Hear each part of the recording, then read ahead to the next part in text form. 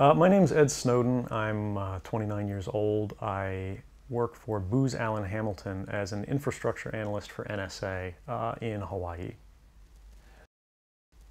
What are some of the positions that you held previously within the intelligence community? I've been a systems engineer, systems administrator, senior advisor for the Central Intelligence Agency, solutions consultant, and a telecommunications information systems officer. One of the things people are going to be most interested in trying to understand who you are and what you're thinking is there came some point in time when you crossed this line of thinking about being a whistleblower to making the choice to actually become a whistleblower. Walk people through that decision-making process. When you're in positions of privileged access, like a systems administrator for these sort of intelligence community agencies, you're exposed to a lot more information on a broader scale than the average employee. And because of that, you see things that may be disturbing, but over the course of a normal person's career, you'd only see one or two of these instances. When you see everything, you see them on a more frequent basis.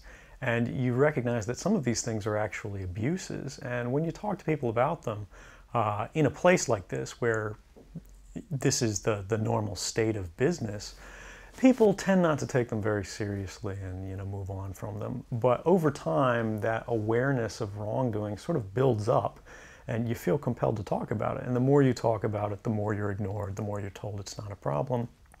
Until eventually you realize that these things need to be determined by the public, not by somebody who was simply hired by the government. Talk a little bit about how the American surveillance state actually functions. Does it target the actions of Americans? NSA and the intelligence community in general is focused on getting intelligence wherever it can by any means possible that it believes on the grounds of sort of a self-certification that they serve the national interest. Originally, we saw that focus very narrowly tailored as foreign intelligence gathered overseas. Now, increasingly, we see that it's happening domestically. And to do that, the NSA specifically targets the communications of everyone. It ingests them by default. It collects them in its system, and it filters them, and it analyzes them, and it measures them, and it stores them for periods of time, simply because that's the easiest, most efficient, and most valuable way to achieve these ends. So while they may be intending to target someone associated with a foreign government or someone that they suspect of terrorism, they're collecting your communications to do so. Any analyst at any time can target anyone, any selector, anywhere. Where those communications will be picked up depends on the range of the sensor networks and the authorities that that analyst is empowered with. Not all analysts have the ability to target everything, but I, sitting at my desk, certainly had the authorities to wiretap anyone, from you or your accountant to a federal judge to even the president if I had a personal email. One of the extraordinary parts about this episode is that usually whistleblowers do what they do anonymously and take steps to remain anonymous for as long as they can, which they hope often is forever. You, on the other hand, have decided to do the opposite, which is to declare yourself openly as the person behind these disclosures. Why did you choose to do that? I think that the public is owed an explanation of the motivations behind the people who make these disclosures that are outside of the democratic model. When you are subverting the power of government, that's a fundamentally dangerous thing to democracy. And if you do that in secret consistently, as the government does when it wants to benefit from a secret action that it took, it'll kind of give its officials a mandate to go, hey, tell the press about this thing and that thing, so the public is on our side. But they rarely, if ever, do that when an abuse occurs. That falls to individual citizens, but they're typically maligned. It becomes a thing of these people are against the country, they're against the government. But I'm not. I'm no different from anybody else. I don't have special skills. I'm just another guy who sits there day to day in the office, watches what's happening, and goes, this is something that's not our place to decide. The public needs to decide whether these programs and policies are right or wrong. And I'm willing to go on the record to defend the authenticity of them and say, I didn't change these. I didn't modify the story. This is the truth. This is what's happening. You should decide whether we need to be doing this. Have you given thought to what it is that the U.S. government's response to your conduct is, in terms of what they might say about you, how they might try to depict you, what they might try to do to you? Yeah, I could be, rendered by the CIA. I could have people come after me, or any of their third-party partners. They work closely with a number of other nations, or they could pay off the triads, or any of their agents or assets. We've got a CIA station just up the road in the consulate here in Hong Kong, and I'm sure they're going to be very busy for the next week. And that's a fear I'll live under for the rest of my life, however long that happens to be. You can't come forward against the world's most powerful intelligence agencies and be completely free from risk, because they're such powerful adversaries that no one can meaningfully oppose them. If they want to get you, they'll get you in time. But at the same time, you have to make a determination about what it is that's important to you. And if living unfreely but comfortably is something you're willing to accept, and I think many of us are, it's the human nature. You can get up every day, you can go to work, you can collect your large paycheck for relatively little work against the public interest, and go to sleep at night after watching your shows. But if you realize that that's the world that you helped create, and it's going to get worse with the next generation and the next generation who extend the capabilities of this sort of architecture of oppression, you realize that you might be willing to accept any risk. And it doesn't matter what the outcome is, so long as the public gets to make their own decisions about how that's applied. Why should people care about surveillance? Because even if you're not doing anything wrong, you're being watched and recorded. And the storage capability of these systems increases every year consistently by orders of magnitude, to where it's getting to the point you don't have to have done anything wrong. You simply have to eventually fall under suspicion from somebody, even by a wrong call.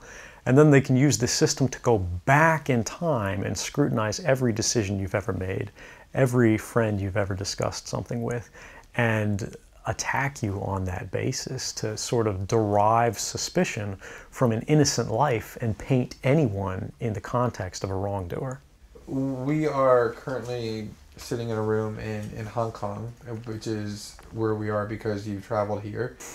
Talk a little bit about why it is that you came here, and specifically there are going to be people who will speculate that what you really intend to do is to defect to the country that many see as the #1 rival of the United States, which is China, and that what you're really doing is essentially seeking to aid an enemy of the United States with which you intend to seek asylum. Can you talk a little bit about that? Sure. So there's a couple assertions in those arguments that are sort of embedded in the questioning of the choice of Hong Kong. The first is that China is an enemy of the United States. It's not. I mean, there are conflicts between the United States government and the Chinese PRC government, but the peoples inherently, we don't care. We trade with each other freely. We're not at war. We're not in armed conflict, and we're not trying to be. We're the largest trading partners out there for each other. Additionally, Hong Kong has a strong tradition of free speech. People think, oh, China, great firewall. Mainland China does have significant restrictions on free speech, but the people of Hong Kong have a long tradition of protesting in the streets, of making their views known. The internet is not filtered here, no more so than any other Western government. And I believe that the Hong Kong government is actually independent in relation to a lot of other leading Western governments. If your motive had been to harm the United States and help its enemies, or if your motive had been personal material gain, were there things that you could have done with these documents to advance those goals that you didn't end up doing? Oh, absolutely. I mean, anybody in the positions of access with the technical capabilities that I had could, suck out secrets, pass them on the open market to Russia. They always have an open door, as we do.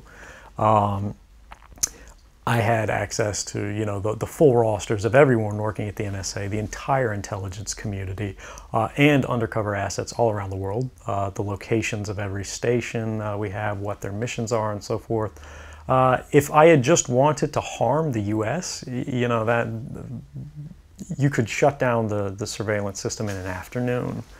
But that's not my intention, and I think for anyone making that argument, they need to think, if they were in my position, and you know, you live a privileged life, you're living in Hawaii in paradise and making a ton of money, what would it take to make you leave everything behind? The greatest fear that I have regarding the outcome for America of these disclosures is that nothing will change. People will see in the media all of these disclosures. They'll know the lengths that the government is going to grant themselves powers unilaterally to create greater control over American society and global society. But they won't be willing to take the risks necessarily to stand up and fight to change things, to force their representatives to actually take a stand in their interests. And the months ahead, the years ahead, it's only going to get worse until eventually there will be a time where policies will change, because the only thing that restricts the activities of the surveillance state are policy. Even our agreements with other sovereign governments, we consider that to be a stipulation of policy rather than a stipulation of law. And because of that, a new leader will be elected. They'll flip the switch, say that